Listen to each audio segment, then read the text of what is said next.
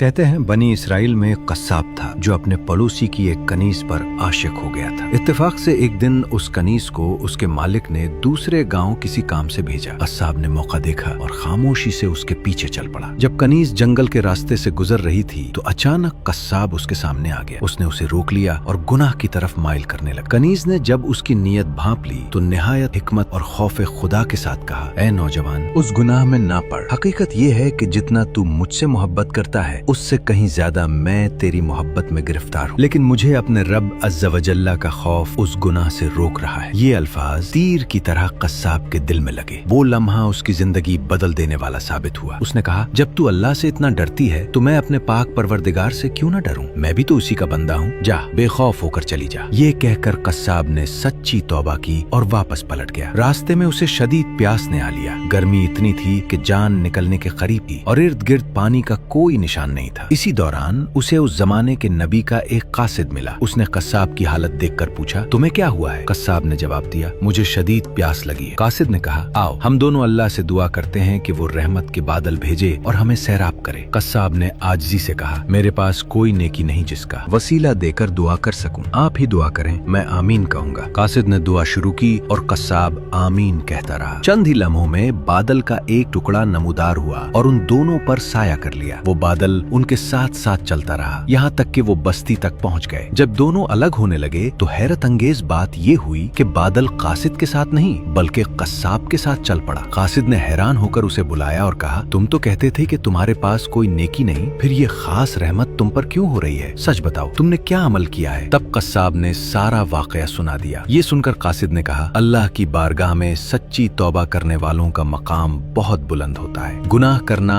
इंसान होने की दलील है, मगर गुनाह से तौबा कर लेना मोमिन होने की निशानी है। दोस्तों, ये वाकया हमें याद दिलाता है कि कभी भी अल्लाह की रहमत से मायूस नहीं होना चाहिए। एक सच्ची तौबा इंसान की तकदीर बदल सकती है और अल्लाह की खास रहमत का सबब बन सकती है।